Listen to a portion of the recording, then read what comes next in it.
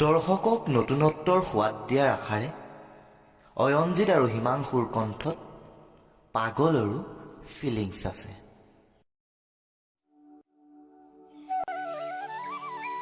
সিদ্ধান্ত আৰু ভাস্কৰ মানে মই ল'ৰালিকালৰ বন্ধু আছিলোঁ। কাৰণ আমি দুয়োটা একেখন গাঁৱতে সেই গাঁৱলীয়া পৰিৱেশত ডাঙৰ দীঘল হৈছিলোঁ। আমাৰ দুয়োৰে চিন্তা চৰ্চা সকলোৰে বৰ মিল আছে। কিন্তু উচ্চ শিক্ষাৰ বাবে মই গুৱাহাটী আহিবলগীয়া হ'ল। বহু বছৰ ধৰি গাঁৱৰ লগত অহা যোৱা প্ৰায় নাছিলেই। এদিন মই মোৰ শিক্ষা সম্পূৰ্ণ কৰি পুনৰ সেই গাঁৱলৈ উভতি গৈছিলোঁ। গাড়ীৰ পৰা নামিয়ে এটা ল'ৰা মোৰ চকুত পৰিল, যাৰ বয়স প্ৰায় মোৰ সমপৰ্যায়ৰ, যি ৰাস্তাতে বহি আছে। বৰ অদ্ভুত ৰূপ। গাত পলিথিনৰ বেগ আৰু কাপোৰ থকা নথকা প্ৰায় একেই। ভৰিত খালী বটলবোৰ বান্ধি এটা আচৰিত ৰূপ লৈ সি সেই ৰাস্তাতে বহি আছে। তাক দেখি মই ওচৰৰ এজনক সুধিলোঁ, কোন এইটো? মানুহজনে ক'লে, ভাস্কৰ, তই ইয়াক চিনি পোৱা নাই? ইটোৰ বন্ধু সিদ্ধান্ত। আচৰিত। সিদ্ধান্ত? লগে লগে মোৰ হাতৰ বেগ মাটিত পৰি গ'ল। মই যে কি কৰোঁ কি নকৰোঁ একো উৰকে নাপালোঁ। ওচৰৰ দোকানৰ পৰা দুকাপ চাহ লৈ মই তাৰ ওচৰলৈ গ'লোঁ আৰু তাৰে একাপ তাক দিলোঁ। তাক সুধিলোঁ, সিদ্ধান্ত, তই মোক চিনি পাইছনে নাই? আৰু সি লগে লগে উত্তৰ দিলে,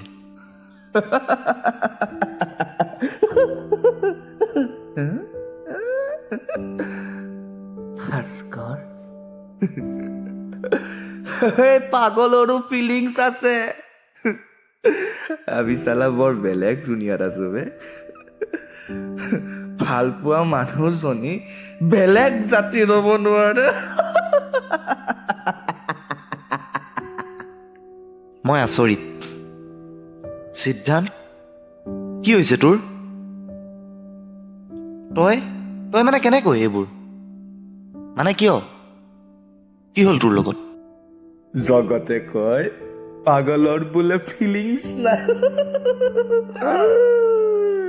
পাগলে বোলে জাত পাত নাজানে। সিদ্ধান্ত, তই কবিনে আজি তোৰ লগত কি হ'ল? আৰু এইদৰে পাগলৰ নিচিনাকৈ হহা তই বন্ধ কৰ। ক, কি হ'ল তোৰ লগত?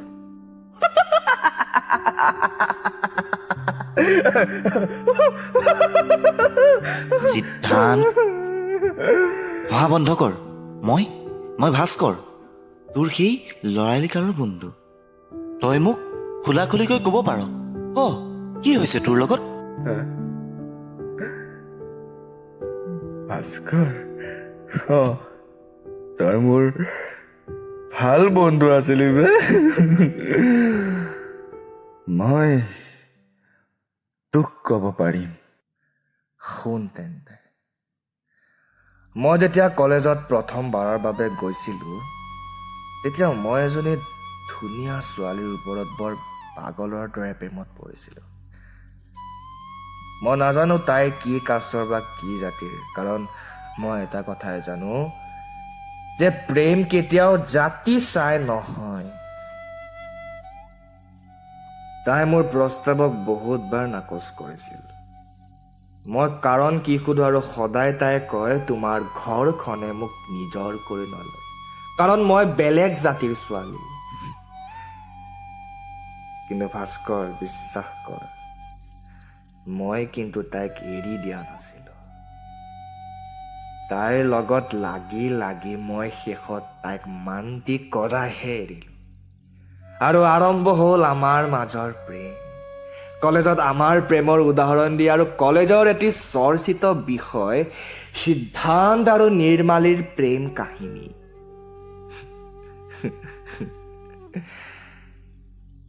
কিন্তু এদিন আমাৰ মাজলৈ আহিল সেই অভিশপ্ত দিনটো। অভিশপ্ত দিন। শ্ৰীমতী ৰেণুকা গোস্বামী শইকীয়ানী। কি?